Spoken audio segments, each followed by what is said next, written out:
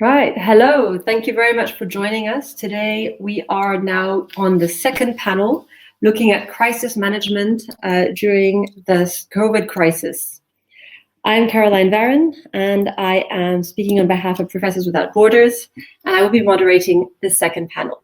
We have three very exciting panelists that I'm happy to welcome. First, we're going to be hearing from Dr. Kimmo Granqvist from the University Södertörn in Stockholm, but equally professor at the University of Helsinki in Finland. And he will be talking about the Swedish and Scandinavian models of security management during this COVID crisis. Next, we're going to be hearing from Dr. Jacob Parakilas, who is a consultant in politics and security. He was going to be focusing on the United States model. And I'm very excited to be hearing about that perspective, especially considering the current changes that the government is undergoing right now. And finally, we're going to be hearing from Mitchell Belfer, who is the co-founder of the Eurogulf Info Center and very prolific speaker on matters of politics and security in the Middle East.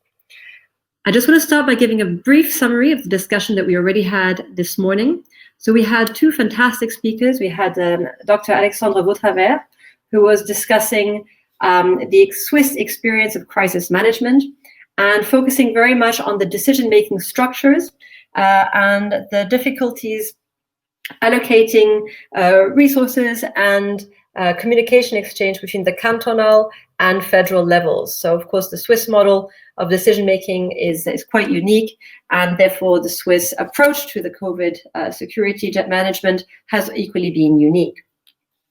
We also heard from Colonel Hans-Jakob Reichen, who was discussing the military experience of the COVID management crisis. Now, the Swiss Army was instrumental in supporting the civilian management of the crisis, especially from the healthcare perspective. And he was discussing how the Army has learned and adapted to this crisis, how it's a very different type of crisis for the military, who was used to practicing for being shot at or military scenarios. And so this was very different, not as even a simulation or exercise, not necessarily something that you could learn from. And yet he was very enthusiastic about how well the Swiss Army had learned to adapt, what the lessons learned are, and how this can help the Army be relevant in supporting civilian problems and crisis management on a national level. Now, of course, we also discuss how armies in different countries have got different roles. So if you can include some analysis of the role of the Army or lack of, that would be also really interesting and relevant to this discussion. So without further ado, I'm going to give the floor to Kimmo. Thank you so much for joining us. I know you have a presentation prepared, so please feel free to share your screen, and the floor is all yours. Oh, thank you, Caroline, for this nice words and for the introduction. Also, I'm honored and happy to be here. Well, actually, this is a kind of new thing for me, because basically, my background is I'm a linguist, but I have been working more on political inclusion of minorities and so on. So this is quite different from me, but well, I have been, of course, following the corona situation all the time in the Nordic countries, and of course, been also personally affected by the coronavirus, not being able to travel and doing everything online and so on. It has been, and so on. But I will now share my screen and let's see how it works. Okay. Can you see my screen now? Yes, absolutely. Thank you. It's working. Yeah. So I'm going to speak about the Swedish corona situation and actually strategies. I'm a bit going to compare it with especially Norway and Finland. So it's Sweden. First of all, Sweden is one of the Nordic countries. It has approximately 10 million inhabitants. There's 25 people in each square kilometer, so it's not so tightly inhabited either. So the COVID-19 virus was confirmed to have reached Sweden on 31st January 2020, 20, but maybe already there was a case already in December 2019. And there was a community transmission confirmed on March 9th in the Stockholm region, and the first death was reported on 11th March in Stockholm. So this is and currently, I think this was the information I downloaded yesterday. There are 900 corona cases reported in Sweden, nobody healthy, and 7,067 dead. So this is the largest number in the Nordic countries. And if you look at the trends here, there's a different kind of graphs here. There's one. The first one actually shows simply incidence of corona cases in Europe as of December 3rd by country. So it was in Sweden was quite middle with 2,601. One here per 100,000 population. So it's and the second graph actually represents new cases of corona reported since yesterday, and that showed that there was a high peak of new corona cases starting November, and there was a kind of peak according to this on November 20 with 5,462 new corona cases. And here below actually it shows just the corona deaths in the day after day. There was kind of peak on April 15 with 115 dead on that day. Then it had fallen down much during the summer until the beginning of November, where there has been a rise. And if we look at this here it shows actually the fact that the vast majority of corona cases are in the capital, in the Stockholm region here, with it shows 76,000 approximately. And that's also interesting to notice that actually they are not equally divided in the Stockholm area either. That it's far more common in the migrant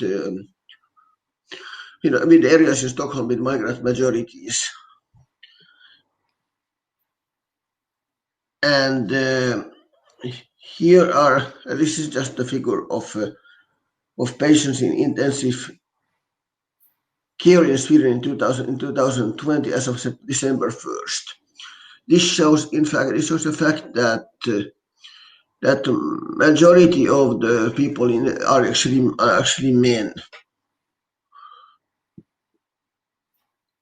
And this is an interesting comparison. It compares with the COVID-19 mortality rate compared to other large wealth countries. Of course, Spain has these are deaths per 100,000 people, and of course, Spain has the highest figure. Thereafter comes US, UK, Italy, and Sweden is fifth.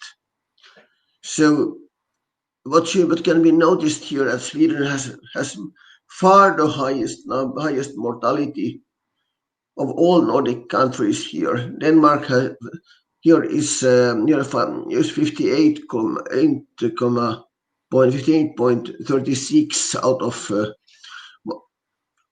per 100,000 people, while Denmark has 11.58 and Finland just 6.24, and Norway even less.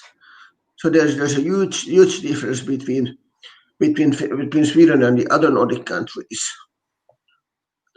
We are going to look at that later on. So if we think about the corona strategies, Well, it's a kind of Swedish choice was kind of a mixture of Swedish legislation and Swedish kind of political culture. The Swedish constitution legally protects the freedom of movement for the people. It thus prevents a lockdown in peacetime. And also the Swedish the culture of conformity, that people trust the government and they voluntarily follow the instructions, recommendations given. That's how they see it. On the other hand, it was young people in Sweden have been less likely to observe social distancing than the older ones. So there has been quite a lot of people moving in the streets, sitting in cafeterias and so on in Sweden, not really caring about the corona situation. So many public institutions and commercial premises stayed open. Well, they gave voluntary social distancing guidelines since the start of the pandemic. And working from home and possible that applied to me, of course, too. I have been working from home since I would say since March. Every single meeting has been online. My teaching is online, so and they told me avoid public transportation, and there was some ban of gathering more than 50 people and restrictions on visiting care homes. Universities have been closed, and there are changes in restaurants. But on the other hand, preschools or elementary schools were not closed, which was different from from any other Nordic countries. So there was at the beginning when the second wave started, there was a kind of turn in the Swedish corona strategies. Then they enforced more social distancing. They banned gathering of more than 8 people, and there were protective measures around nursing homes, and also at restaurants are open, the bars are open, but they banned alcohol sales after 10 p.m. So that was but then nevertheless, the Swedish, this is still there's much less strict measures as I guess in many European countries. So there have been much discussion, of course, as we see the mortality rate in Sweden, whether the strategy was a failure or not. Well, it succeeded with making sure that the hospitals could keep at pace, but it failed with protecting its elderly. Three-fourths of corona deaths had occurred in nursing homes, or among those receiving home care. So there have been quite a lot of voices against the strategy. There were sometimes there have been in November there were 8 times higher cases per capita than Finland, and 3.5 times more than in Norway. They might have supposed that they haven't officially confirmed it, that they were trying to reach a kind of herd immunity. Well, they were thinking that by keeping the society open, Swiss would be more likely to develop resistance to COVID-19. So I will say a few words about the impact on Swedish economy. Well, how much time do I have? Mm-hmm. So, how much time do I have? So you're still okay. Fine. Okay, fine. Thanks. So the Swedish government argued keeping more of society open that could actually limit the job losses and mitigate the impact on businesses. So there is nevertheless there are forecasts that the Swedish economy would shrink quite a lot by this year. That was the situation also. It hit Sweden less hard than, for instance, Italy, Spain, or the UK. But interestingly, despite the different measures undertaken, the situation, the Swedish economy was impacted by at the same level as the rest of the Scandinavia. And the reasons for this is, of course, that Swedish economy is heavily reliant on exports. That has affected big companies such as Volvo and so on. And there have been problems with global supply lines. And then also one more thing is that there has been a decrease in consumption, so that has affected the economy. This resulted in a high unemployment rate in Sweden. There's 9%, which is the highest in the Nordic countries. In March, it was 7%. There have been a 2% increase in unemployment rates in Sweden. So Sweden Swedish government had tried to somehow mitigate the effects by a 300 billion Swedish crowns emergency package. And also there have been for individuals exemptions for housing mortgage lenders regarding amortizing of loans. So, and this graph here actually compares the economic decline with the number of deaths per million, and here we can see that the economic decline is at about the same level as in Sweden as it has been in the rest of the Nordic countries, but the number of deaths is far higher in Sweden. So I will conclude now. Actually, there have been almost 200,000 COVID cases by December 4 in Sweden. That's and more than 7,000 dead. That's the highest mortality rate in the Nordic countries. Well, Sweden chose a different COVID strategy than all the rest of the Nordic countries. There were no lockdown. The Swedish government just provided recommendation. However, started stricter measures in November. Now in November, they had the idea that people decide themselves to feel free to choose whether they follow the recommendation or not. There were no legal measures to force people to follow anything. Sweden hasn't, for instance, imposed using masks to anybody, and nevertheless, if that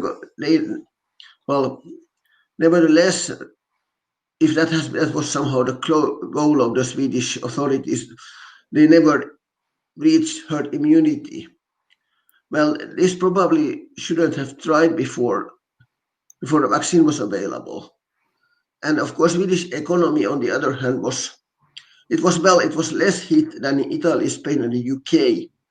But nevertheless, it remained at the same level as in the rest of Scandinavia, which applied different kind of strategies to encounter corona, and also the unemployment rate, despite the different strategies, actually is the highest in the Nordic countries. So I think I will finish here. Thank you. Kimmo, thank you very much for your presentation. Very sobering presentation on the performance of Scandinavian countries. And looking back at what Sweden has decided to do, it's a good lesson for other countries who are making similar decisions right now. Thank you very much for this. Thank you. Mitchell, are you here? I can't see your video. I'm here. Okay, if you want to put your video on, it'd be wonderful to see you, because the floor is going to be yours now for the presentation. Can you see me now? Because I see myself. No, I can't. No. Okay, that's bizarre. Let me log out and log back in. Sorry. No problem. So while Mitchell logs back in, I just want to say for Kimmo, I have a couple of questions that I am going to ask you. So perhaps I can already give them to you as a heads up. First of all, one of the interesting things you mentioned at the beginning is the migrant, and I imagine social divide between who is getting coronavirus, who are the biggest sufferers. And if it's going to be the migrant community who is most affected, does this have any influence on policy making, on the choices that were made in the first wave?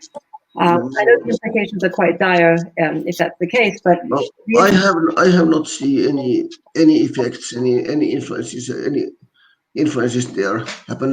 Well, that was the Stockholm area has a few suburbs, a few regions which have migrant majorities and I think their culture and their way of living is different than among the majority population. They live tighter and different generation intergenerational inhabitation is quite common, and so on. They are someone that might have affected the corona situation or corona spreading in those communities. But I haven't seen any kind of different measures because of that.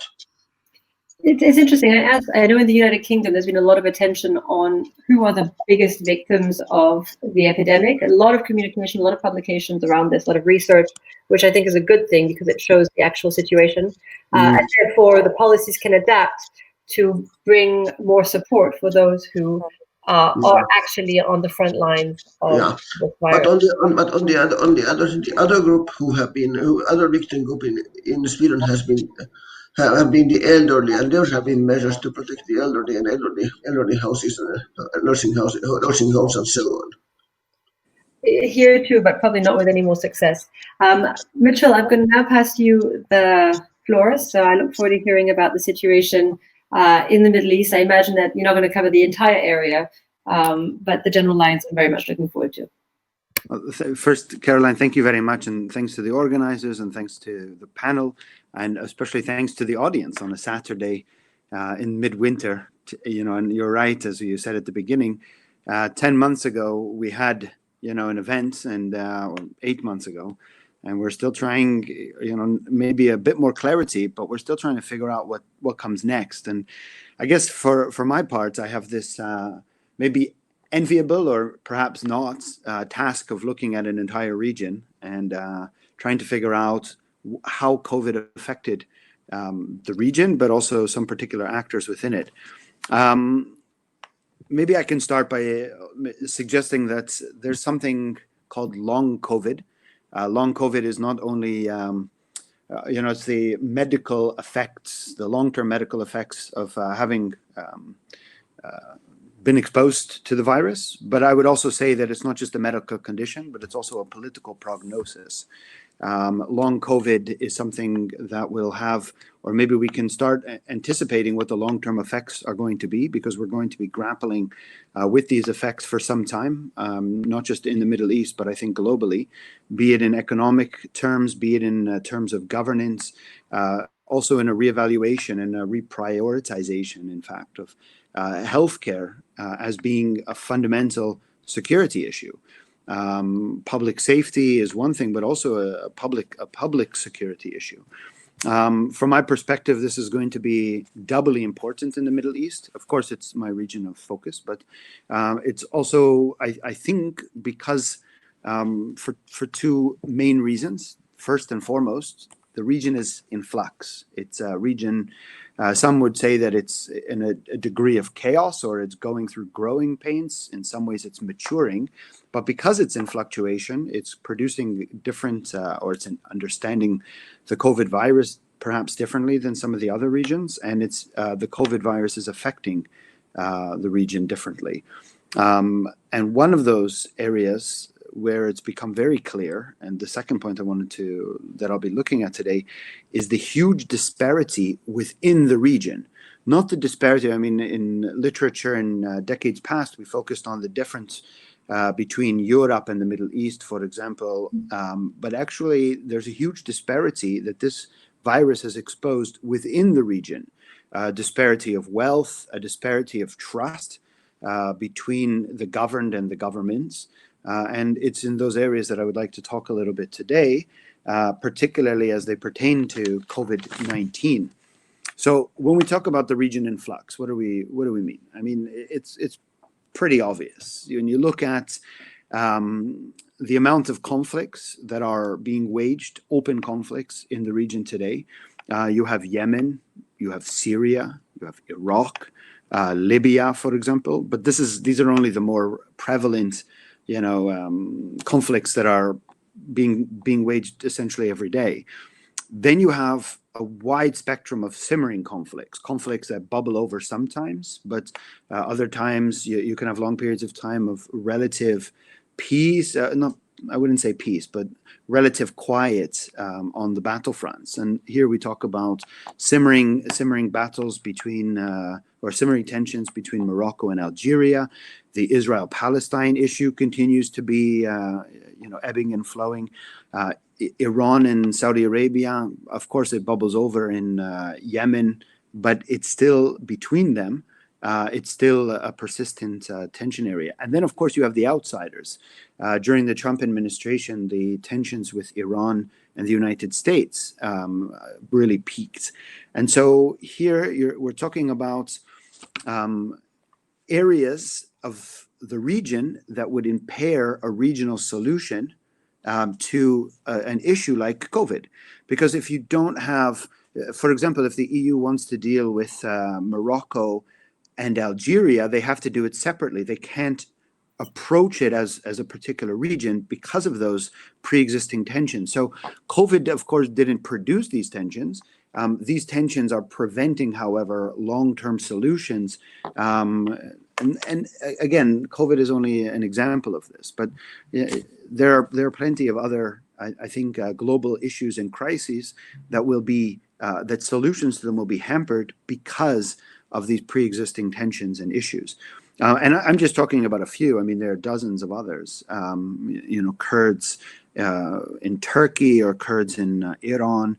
And then, of course, you have a huge string of insurgencies, terrorism, and other forms of, let's say, social disruption that, again, will make dealing with the COVID situation that much more difficult.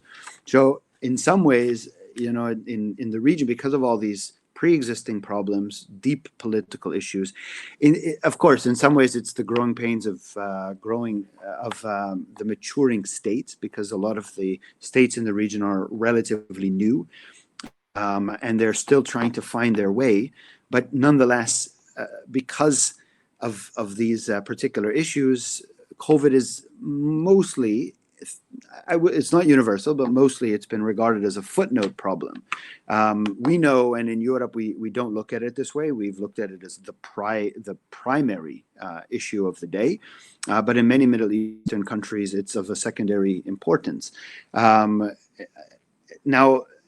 they have problems of political stability, of economic stability, currency fluctuations, the price of bread in some countries. So, those are seen as much more pressing than COVID and its potential long-term effects.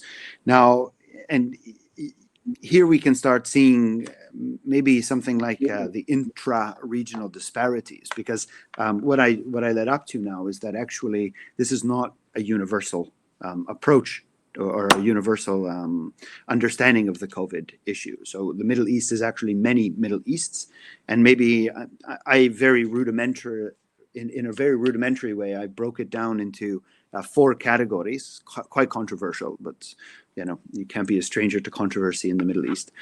The good, the not so good, not so bad, the bad, and the ugly.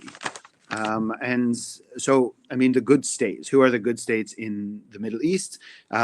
It's those. When it comes to the COVID crisis, it's those countries that prioritize their people's well-being.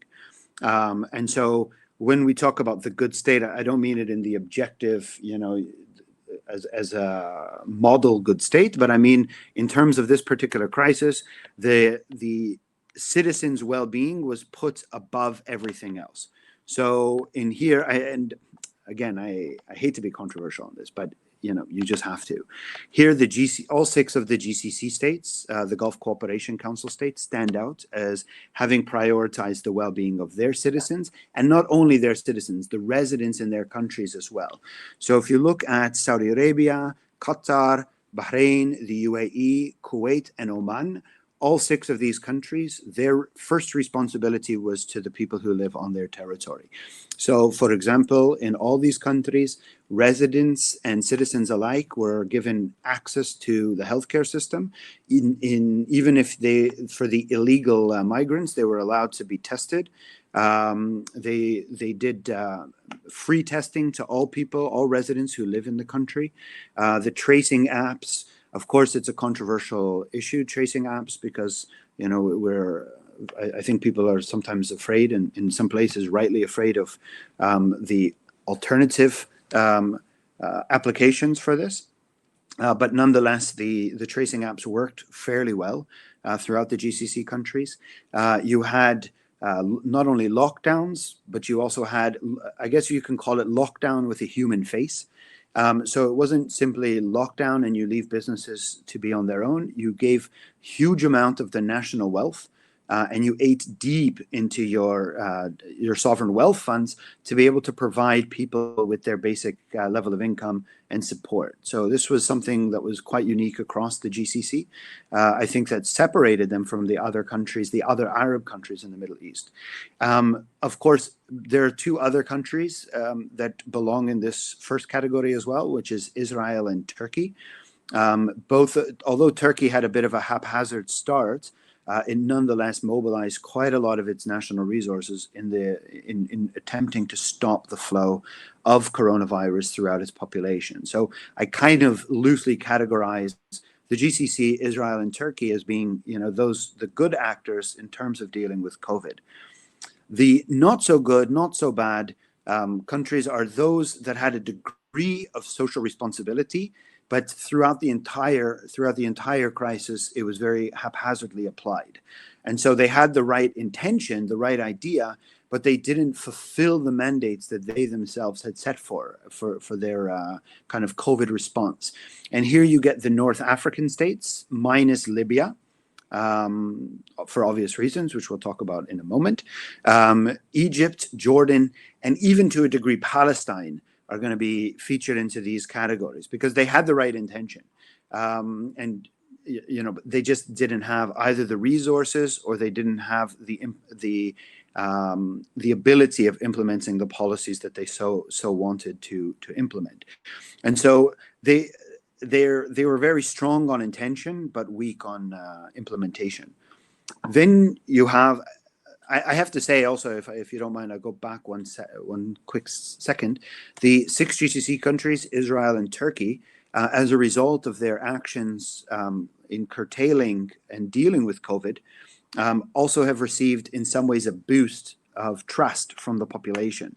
So the populations are now more trusting of their governments in terms of crisis, maybe not of the prime minister, or the particular Minister of Health, but in terms of a widespread government response to the crisis, all of these countries received a boost. In the not so good, not so bad category, here we're going to have a much more acute problem of trust, but not an absolute problem of trust. So I don't think that the Al-Sisi government, for example, in Egypt, is going to face a major backlash because the intention was there. And I think your average Egyptian knows that the intention was there. But then we get to the bad. And again, it's not in this absolute terms, but for example, the two countries that I can identify as being within this bad category is Lebanon and Iran. In both cases, they did not prioritize the public health.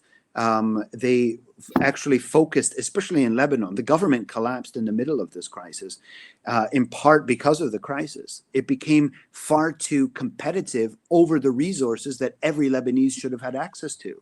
In Iran, there was a denial of the problem for a very, very long time, and that only allowed it to bubble over. And in both of these cases, what I think we'll see in the mid and long term is a serious civil society push against the government practices within the COVID situation, because they did not prioritize first they didn't recognize, and then afterwards they didn't prioritize the resources that need to go into curtailing this virus. And then finally, there is the ugly.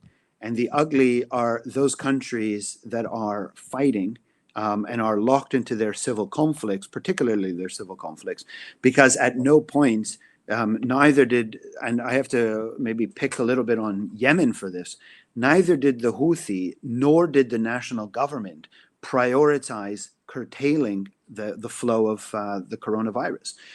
They were too busy in trying to score their political shots at each other. And in these cases, and this is just in Yemen, the same applies in Iraq, the same applies for Syria, although Syria is more sectarian divided. And it's also the case in Libya. Is in those particular cases, the situation got so ugly that actually coronavirus is not dealt with at all.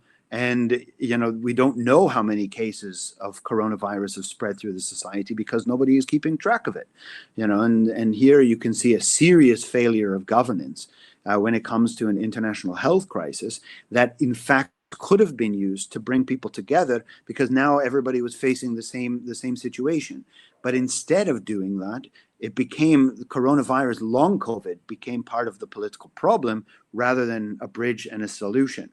So what are our lessons learned? And I'll kind of slowly wrap up on that. First, I think the first of the main lessons learned is that the pre-existing tensions and problems in the Middle East, and I suppose it's the same in other regions around the world, that these pre-existing problems, because they're not adequately dealt with, means that you can't really produce a regional solution to these challenges. And so when this crisis is all over, I think the lesson has to be to redouble the efforts to try to get some kind of regional harmonization to make dealing with these kind of crises easier. To me, what's worse, you have to really be active about it. What's worse than having to fight the health pandemic? Well, it's trying to fight the health pandemic during a war or during a conflict. And in this sense, of course, nobody expects these things to take place, but we've had ample opportunities to really put resources and energy into trying to solve some of the more pronounced conflicts across the Middle East. And this should only be a reminder that failing to do so will have ramifications for global affairs. And so this has to be a lesson that we take into account to redouble our kind of regional approach to solving issues. The second thing is that there really is a polarized Middle East, and there is the haves, there is the have-nots, in terms of both the building a kind of modern state that's reflective of the interests of its population, and those that are not doing so. And I think that one of the lessons maybe should be that we redefine or subdivide the Middle East so that we can try to get, instead of I don't know, I'm talking about the Middle East for this session, but do I believe that there is a thing anymore called the Middle East? And probably not. And because there is no such thing as the Middle East, in our European discourses, we maybe also have to change it a little bit so that we can focus on a North African solution to, for example, COVID, or a North African dialogue, instead of trying to do this trans-Arab or trans-Middle Eastern dialogues to get one region that maybe doesn't exist, because the Gulf countries handled this very well, I have to say. Of course, the numbers, like anywhere else, will fluctuate, but the way that they've prioritized human life and the way that they've prioritized delivering healthcare to their citizens and residents, I think, is something envious. I traveled, by the way, to the region in September. I got tested, COVID tested, I think 4 swabs in 5 days. The screening coming into Dubai, for example, was very, very high and sophisticated. They made sure that every person coming in and how they move around the society it's not that necessarily is regulated like this, but at least they're showing or deploying rather the technologies to curtail this virus, and showing their citizens that all the wealth that the state has generated is actually for them and for their safety as well. And this has been, I think, quite interesting across all the GCC countries. We've seen that. Also, you can say that although COVID did not produce the Israel peace with UAE and Bahrain, it nonetheless, I think it reconfirmed this distinction between the kind of haves and the have-nots in the region. And now I think from the outside view, we can put more emphasis on the have-nots because the haves already have, if you know what I mean. And so in this case, there needs to be a redoubling of efforts, global efforts, to bring the weaker links in the region up to speed. And that means those who have the right intention but don't have the means, we know that there's an investment, for example, into those means that Europeans can assist with.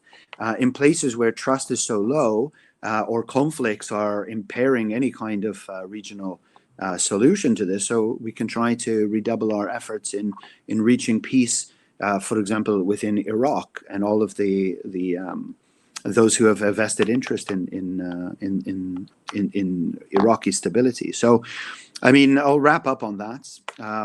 I think long COVID will only keep exacerbating tensions. And unfortunately, there is no vaccine for political COVID. But nonetheless, perhaps when the crisis is over, we can reevaluate what our priorities have been in the region and what they should be in the region. So I'll leave you on that note, with a little bit of food for thought. Thank you. Mitchell, thank you very much. A lot of very interesting themes coming out that are actually not that different from Sweden.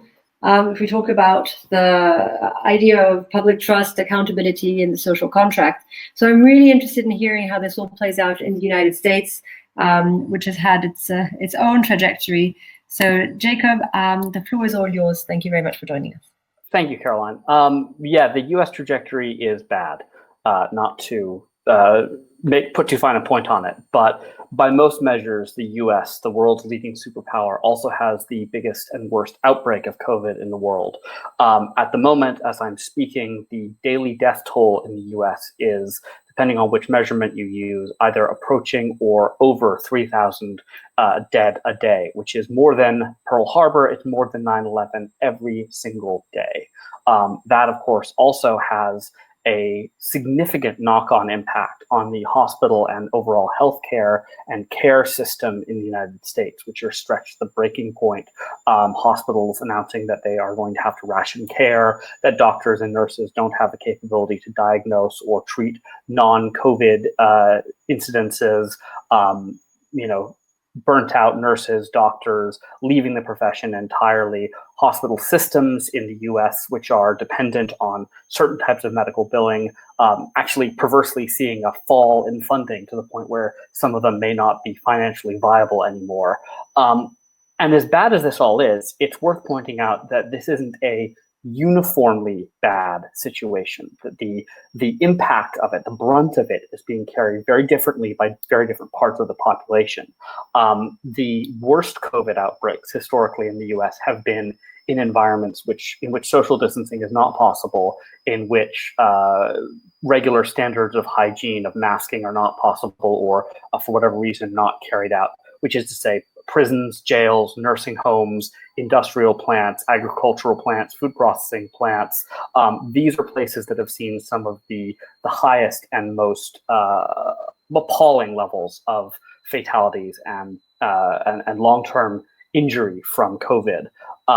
And that is to say that this is broken down heavily on race and class lines, because, of course, those populations tend to be from non-white communities in the United States. And that's kind of echoed in the economic aspect. I mean, the US has had a faster economic recovery than many other countries, particularly in Europe, from COVID. That recovery is beginning to stall out a little bit as the US goes into what now looks like its third and most serious wave of the disease so far, propelled in part by Thanksgiving travel, by Americans gathering in small groups and large groups to celebrate one of the biggest holidays on the American calendar without observing social distancing, masking, and other precautions, which of course it's very difficult to do while you're sitting around a table eating turkey. But this is a not an equitably distributed amount of harm economically or in health terms. American white-collar workers have largely been able to transition to home working or working in socially distanced environments. Again, not really true of people working in industrial settings, people working in care settings and agricultural settings. These are very, very different experiences of the disease that really press on the pre-existing stress points and fracture points in American society. Against all this, the federal response which has been catastrophic in a number of respects, did spend a huge amount of money, some $42 billion, onto a rapid vaccine development effort. That effort is beginning to bear fruit. We are likely to see the approval of not one, but two vaccines developed in part by American companies in the next few weeks. Now, that's very good news, but it's not quick enough to stop the expected ongoing winter surge. And the fact that these vaccines are being approved or are reaching fruition at roughly the same time as other vaccines developed in China and Russia by AstraZeneca and Oxford demonstrates that, while the US response was good in terms of spurring vaccine development, it was not uniquely good. The US can't uniquely claim to have saved the world from COVID with the overwhelming might of its scientific and industrial complex, which might, I think, take the edge off some of the public perception issue, which I'll talk about in a minute. Now, here we are in December, and spring obviously is going to mark a turning point in the United States in a number of respects. There's going to be a transition of administration. Joe Biden will take over from Donald Trump on the 20th of January. There will be a new, although it seems to be very, very precariously balanced Congress. There'll be a very slim Democratic majority in the House of Representatives and either a Republican majority or a 50-50 split in the Senate, which is going to make legislative action very, very tricky. It's going to be difficult to balance the competing imperatives and constraints faced by a newly Democratic White House and a closely balanced Congress. But in the meantime, the existing Congress and the existing president are talking about a third round of stimulus funding. There were two rounds that passed in the spring. They included, as did many other countries, payments directly to organizations, corporations, businesses to allow them to keep staff on and to maintain normal business, even when doing so it was not possible. There was one round of individual payments to all American citizens totaling $1,200. There were various other regulatory relief. There was an eviction moratorium. Almost all of that has expired by now. And so Americans, again, primarily in this more precarious group, have been struggling for the last few months. The House passed a third round of stimulus funding totaling $3 trillion in May. The Senate never took it up. The Senate never did anything. Only now is the Senate beginning to make progress on a compromise, significantly smaller $900 billion third round of stimulus package. Now, that looks like it has a chance of passing Congress, but it will land on the desk of President Trump, who's busy endlessly relitigating the election that he lost. I think the odds are that he will probably be convinced to sign it, but Trump is nothing if not willing to throw a spanner into the works at the last minute, at which point Congress would have to muster a 2/3 majority to override his veto. They also need him to sign a military authorization act and a continuation of government funding act in the next few weeks. So there's a lot of very, very important legislation that's going to land on his desk, and his reaction to that is, at this point, still a little bit undetermined. If, in particular, the federal government spending bill doesn't pass, if there's a government shutdown on top of everything else, the ability of the federal government to oversee vaccine distribution, to manage the incredibly complicated process, which has largely been outsourced to state governments, which are not really set up for this kind of thing, is going to be significantly impaired, and that will slow the process of vaccination. It will slow the renormalization, and it will, of course, increase the fatality count and the long-term injury count. But that's the bad news, and it is very bad.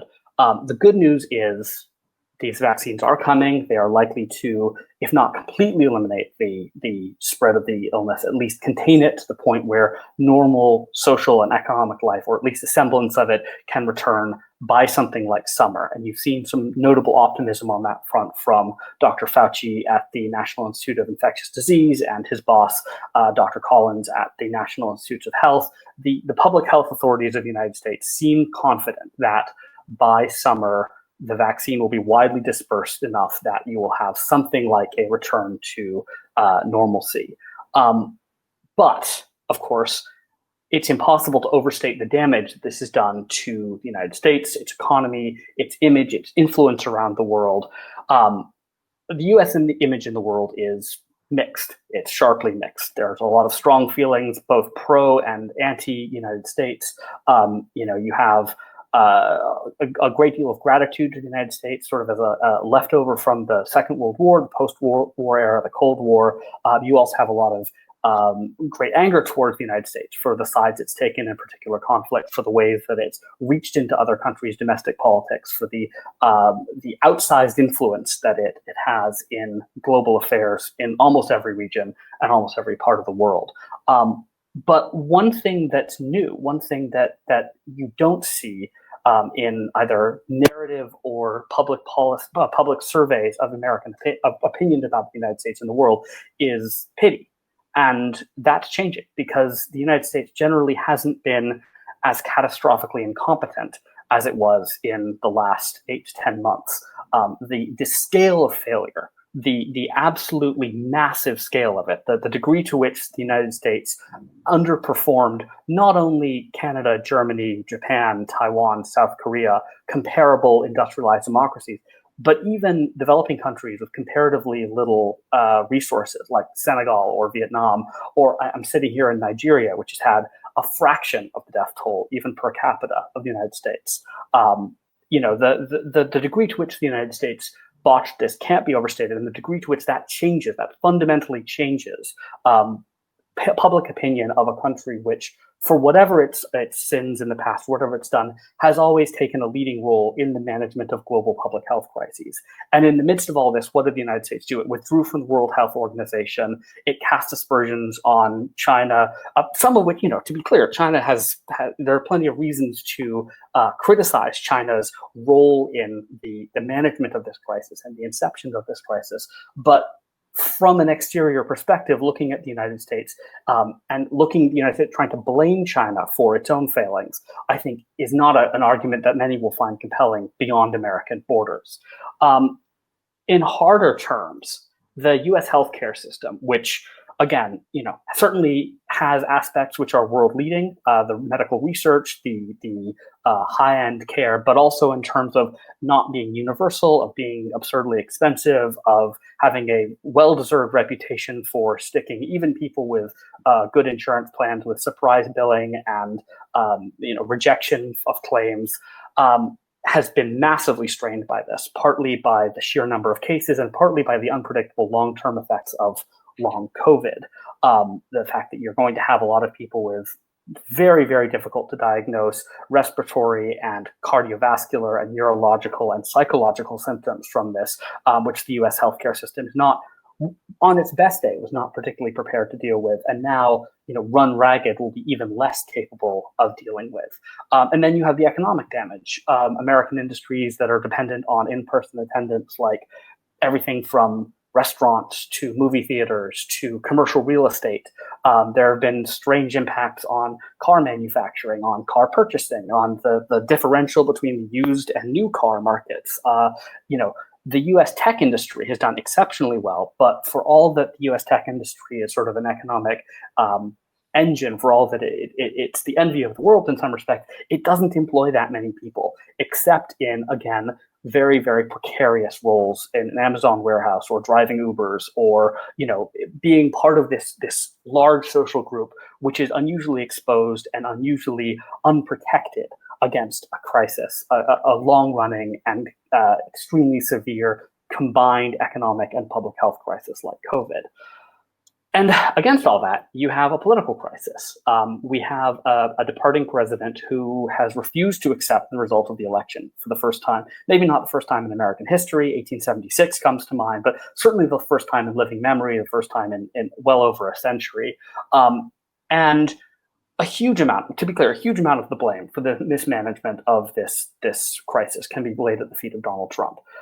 From closing the CDC's pandemic surveillance office in Wuhan in 2018 to be tough on China, to refusing to take it seriously, even though he knew, according to recorded conversations with Bob Woodward, that it was serious in order to prevent an economic panic, to touting extremely dangerous and false cures like hydroxychloroquine and even bleach.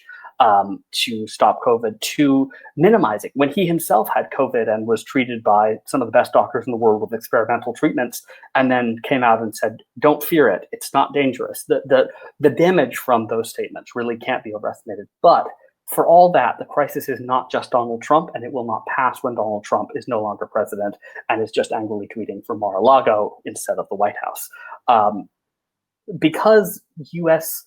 politics have become, and it's easy to say, it's true, it's easy to say that American politics are polarized and partisan, but that doesn't really encompass the scope of the problem. You actually have a deeply asymmetrical politics in the United States now. You have this vast Democratic coalition, which stretches from the sort of newly energized Democratic Socialist left to the sort of neoconservative refugees of the pre-Trump GOP. And then you have a Republican Party, which is increasingly radicalized around things like QAnon, and and the party itself, the big chunks of the party which don't believe in that kind of thing, nevertheless find it necessary, because the party is smaller, to maintain a coalition with those. And you're seeing that right now with the difficulty the Republicans are having with trying to get their people to come out and vote in the Georgia special election, which could determine the fate of the Senate, and also acknowledging the president's claims that the election is stolen and fundamentally illegitimate.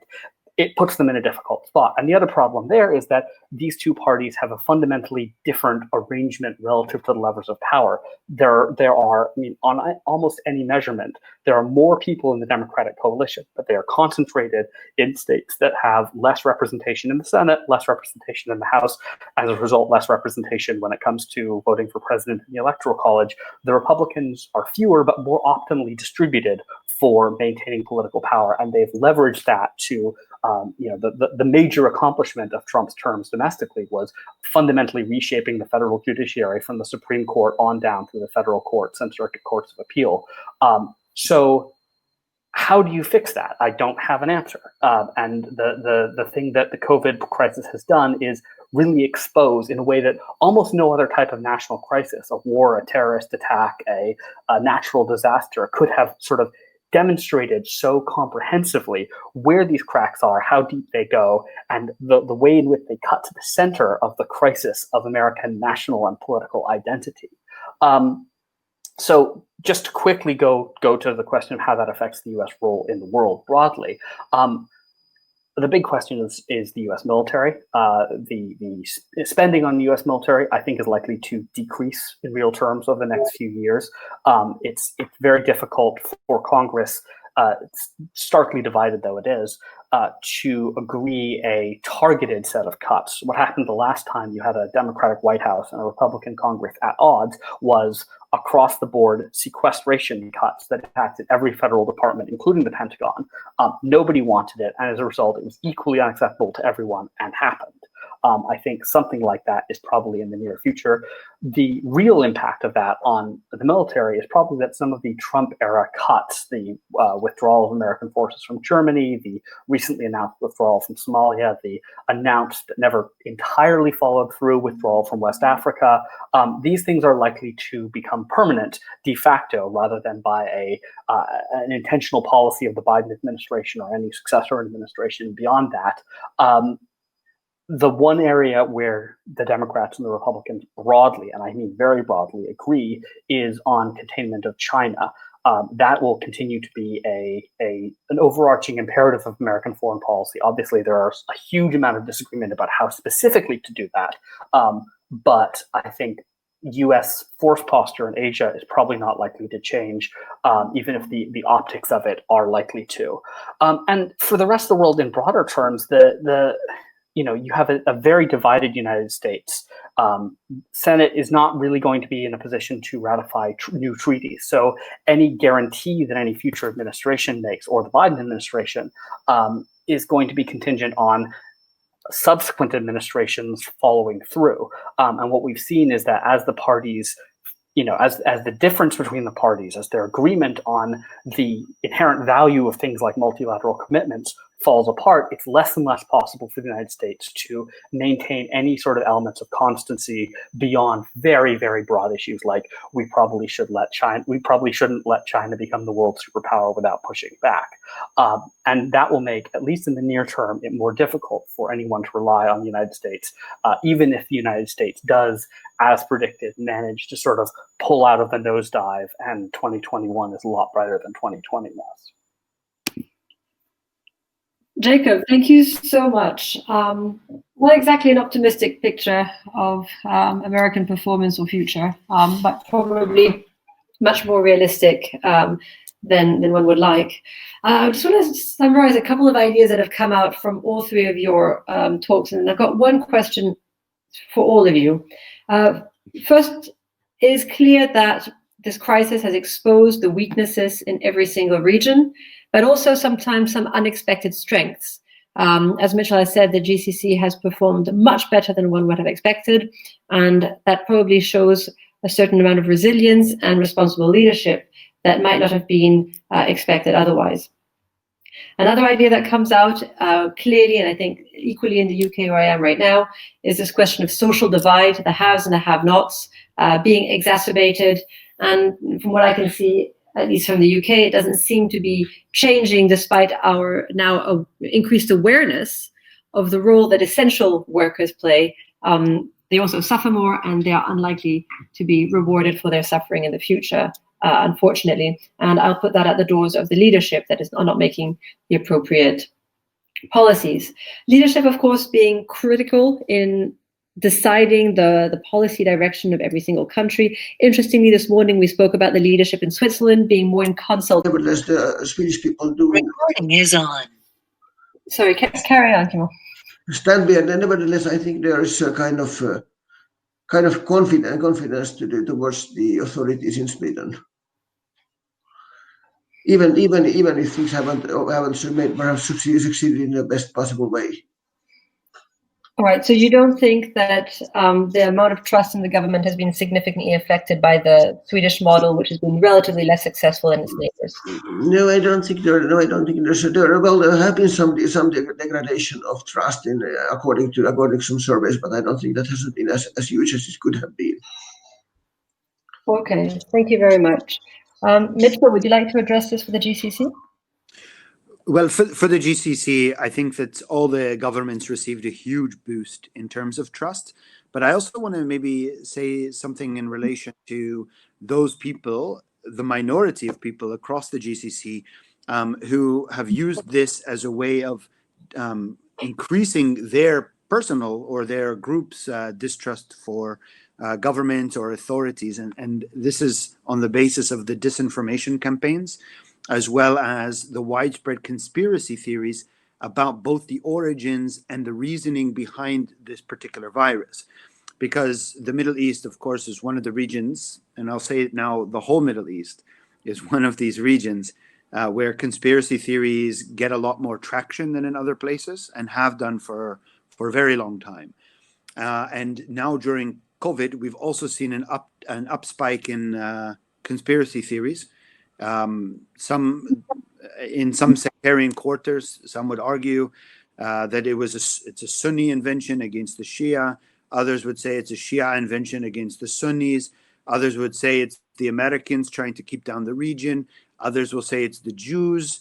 I mean, these kind of conspiracy theories are now catering to a small group of people, and not just in the GCC, across the region.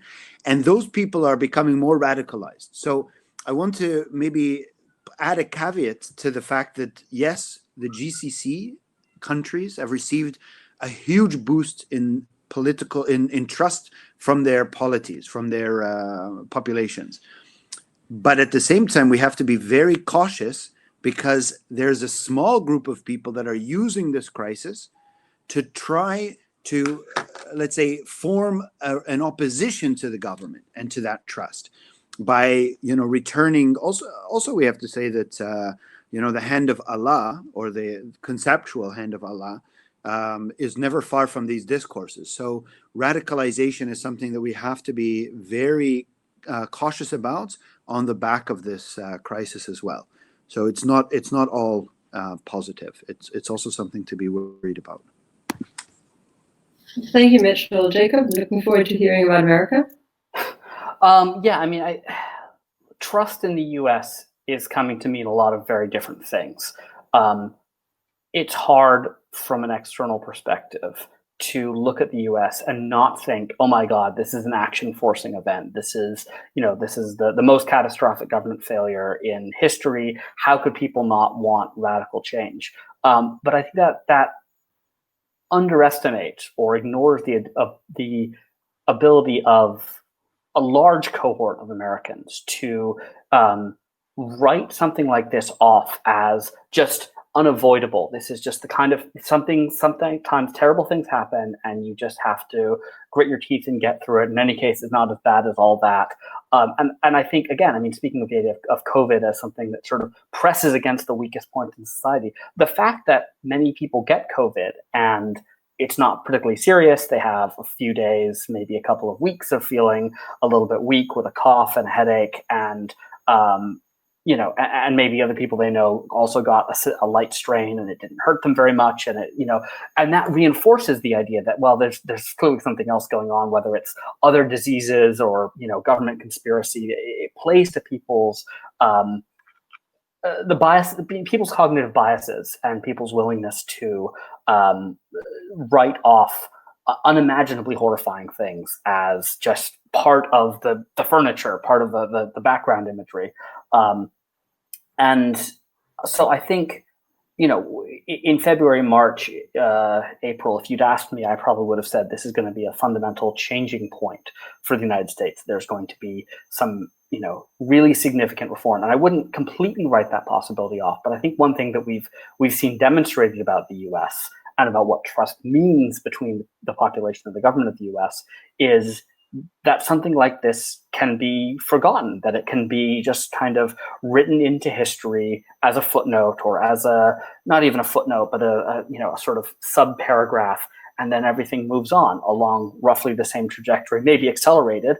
It's exacerbating the inequities and problems in American society to begin with, but it doesn't fundamentally change the direction of travel. And again, especially paradoxically, if we actually have a strong economic recovery, if the vaccines stomp the disease down, if it becomes more or less invisible to the kinds of people who set the narrative, what's covered on the news and what's discussed in popular entertainment, I think to some extent it's going to be just become part of the background of life in the United States, in the same way that our epidemic of gun violence has just become one that the kids go to school and they have mass shooter drills, and it's horrifying, but it's just part of what we live with. It's depressing, and I'd like to believe that there's more capability in the country, and I hope to be proven wrong, but there is more capability in the country to make this kind of real change. But I'm not particularly optimistic. I'm afraid I've got to run at this point. I've got to go do childcare. We all have those. Thank you so much, Jacob, for joining us, and enjoy your afternoon. Thank you so much. Thank you. Bye-bye. I'm going to take this opportunity to thank everybody for joining us. Kimmo, Mitchell, Jacob, thank you so much for sharing your experiences in these different regions. I think a lot of lessons learned. I don't think I'm coming away with a lot of solutions, unfortunately, but maybe those who are more endowed with the responsibility of finding those solutions, and especially as policy making, will be able to do so. So thank you so much. I'm going to stop the recording now, and I really appreciate your participation.